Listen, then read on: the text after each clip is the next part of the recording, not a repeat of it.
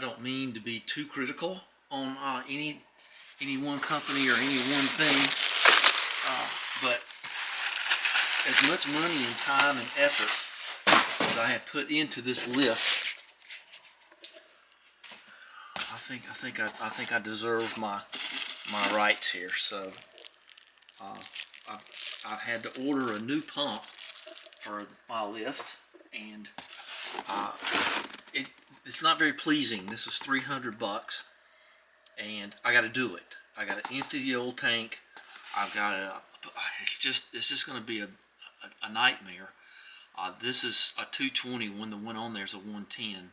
So let's take it out, take a look at it, and hopefully this one will work better, because the other ones, it's so bad. In fact, I don't even want to push the button on it anymore on the old one. It's making a terrible electronic sound. It's like, and I just don't think it's good. And the other thing that it does too is when you let off the green button on the one that's on it now, it'll actually, sometimes the valve will leak back, and you have to hit the green button again and get it to kind of set, because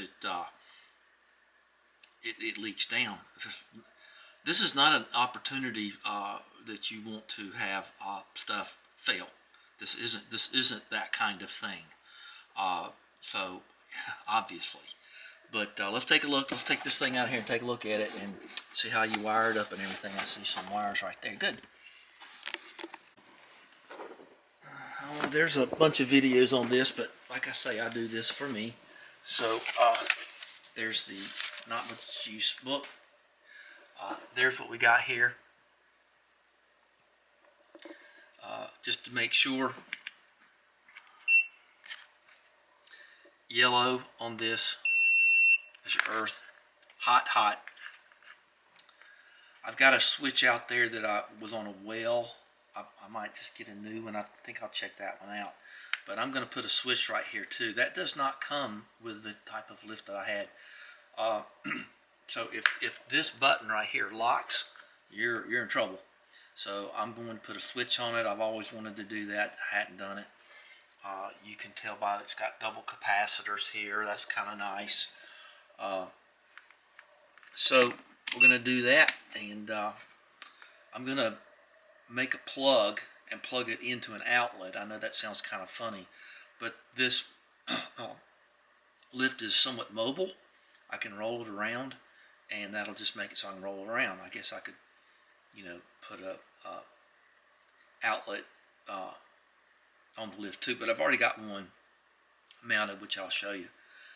So anyway, we now know what's what, and since I have a runway type 4-post, I don't really I don't have to worry about the cutoffs, that interrupter switch to keep you from crushing your roof in and all that other stuff.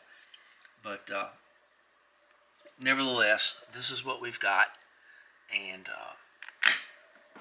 we need to put a date on it somewhere, so we'll write the date on here and throw it up in the all the other operation manual things that I have up in the cabinetry. So let's get to it. Here it is, and here's where we're going, and let's get this stuff out of here.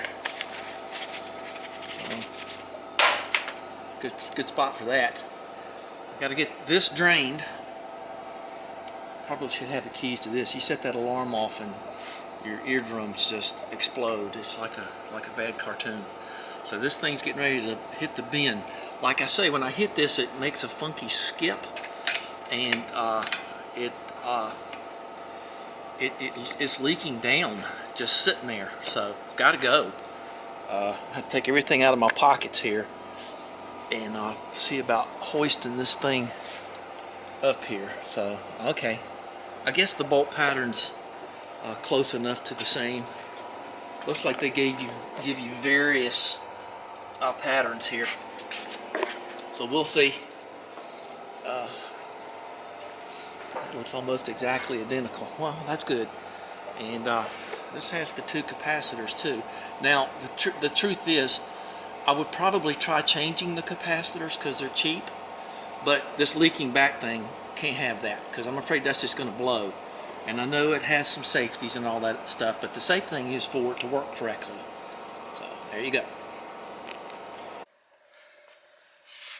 Got my hydraulic bucket there. I measured this and got it down in there to the bottom. I just used a little duct tape, put it on the side, and I'm going to get her going. I'm going to drop her down here. Ready?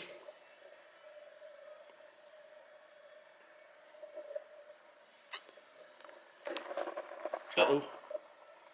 Let's let it go back a little bit. Give me a few seconds to get her where she needs to be. Ah, there you go. Now, there you go. Now we're gumping it. All right, just leave that alone, and it will go down.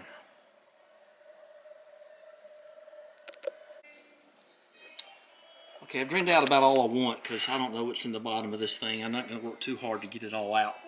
Matter of fact, I'm not going to do anything more to get any more out. So what I am going to do here is I'm going to do a little bit of disassembly. I am not very trusting of this switch, but anyway, I don't think it's the switch's fault. But I am going to cut this.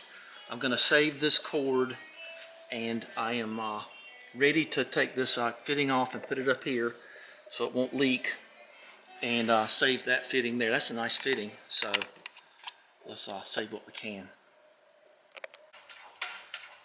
That switch looked a little better than I thought it did, and that cord's pretty good. But then I had this idea. Why not try to use my transmission jack to help me keep things stable? So, seemed like a good idea to me. Okay, you might need this fitting, I don't know. Then I just got some pull ties and just held this hose up there so it wouldn't drain out everywhere. So these are 14 millimeter 9/16, whichever one you want to call them. I got my 30 amp switch ready too. So here's the other fitting that comes with it. It came with the new one. Okay, so I got my jack in place.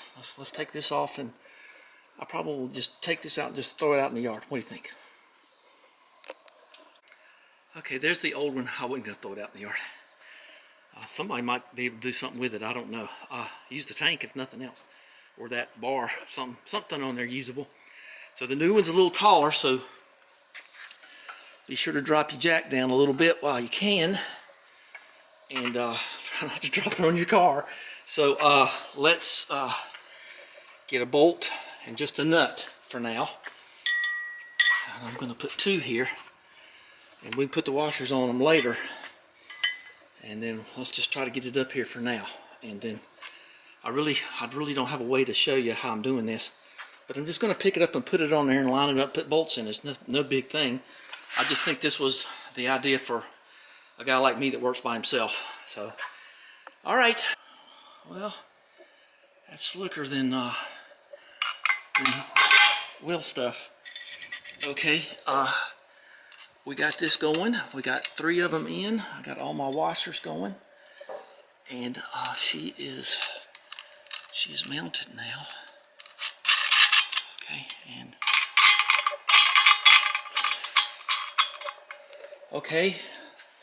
Well, let's stand back and look at it because that's about it. I'm going to drop this down, and then we'll hook up this line and we'll call it quits because the sun's coming this way and it's just too blasted hot. So anyway. Well, I hope this works, don't you? And wish I had some kind of way where you could tell other than just looking down in there. So there's your minimum, maximum. Well, obviously, maximum. All right, let's tighten it up. Let the jack down. None of the fitting, I don't know if that took or not. Let's see, none of the fittings that came with it worked. So I had to take the one off the old one. I got it hooked up, so let's drop her down. All the bolts have been checked and tightened. And come on down. There you go. And that's all there is to it. Didn't have to do, wasn't nearly as bad as I thought it was going to be. So we'll just leave the transmission jack over here, I reckon. That way it can be directly in my way when I move around. So I got, that's 3/4, that's 3/4 tightened up. So what we got to do now is wire it. And like I say, we'll show it in the next one. Let's go and put fluid in it so I don't forget and run it dry. I think if I was somebody, I would make sure that Well, there's a dipstick, a dirty dipstick now.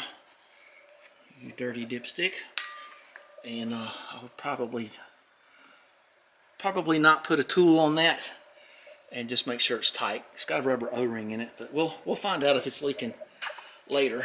Like I said, it'll be directly in my way. Okay, so that's it. That's all there is. There ain't no more.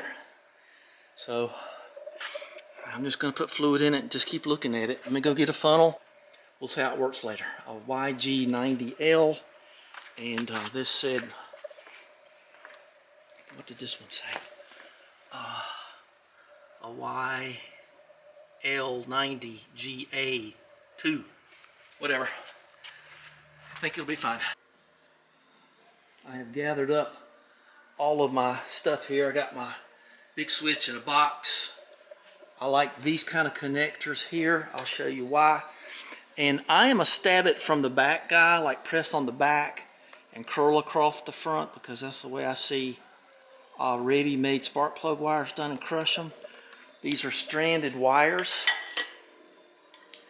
on both ends, so I just like the way that fits. I just like the way they go in and under them screws and seem so positive. So that ought to do it.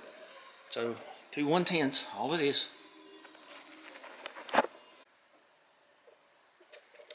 All right, she's hardwired. I got my safety switch just right here.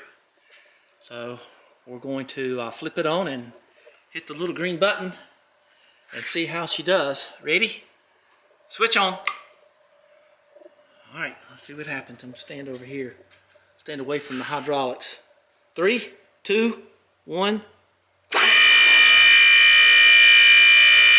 Oh yeah, baby.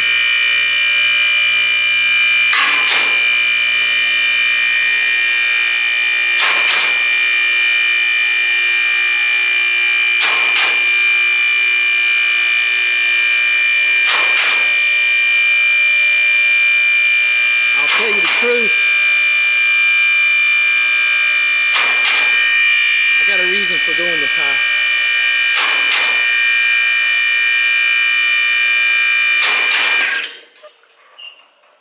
I would say that's twice as good. Got twice the voltage. You notice I took the car off. All right.